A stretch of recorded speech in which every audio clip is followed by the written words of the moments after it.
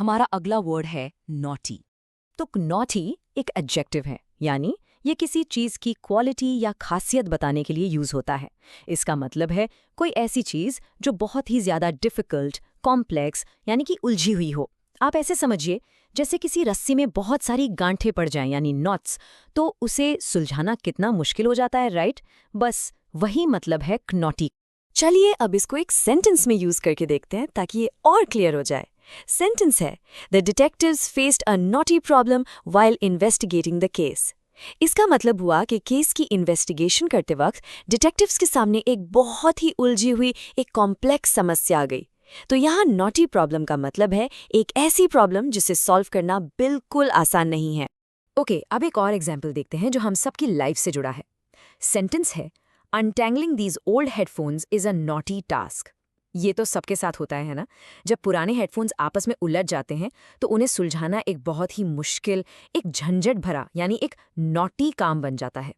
तो यहाँ इसका यूज एक फिजिकल उलझे हुए काम के लिए किया गया है। चलिए अब एक तीसरा सेंटेंस देखते हैं। Understanding the new tax laws can be a knotty issue for many people. मतलब जो नए टैक्स के कानून आते हैं उन्हें समझना काफी लोगों के लिए एक बहुत ही जटिल, एक कॉम्प्लेक्स मुद्दा हो सकता है। यहाँ पर नॉटी इशू का मतलब है एक ऐसा टॉपिक या सब्जेक्ट जिसको समझना थोड़ा मुश्किल है। अब देखते हैं कि इस वर्ड को रियल वर्ल्ड में, जैसे किसी स्पीच में, कैसे यूज किया जाता है।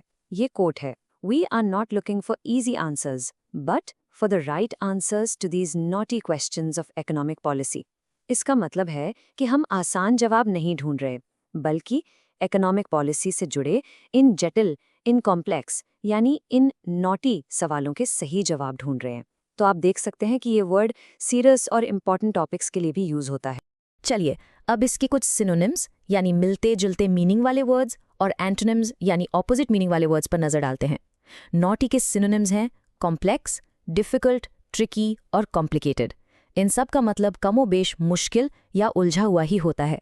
और इसके ठीक उल्टे यानी इसके एंटोनिम्स हैं सिंपल, ईजी, स्ट्रेट फॉरवर्ड और क्लियर।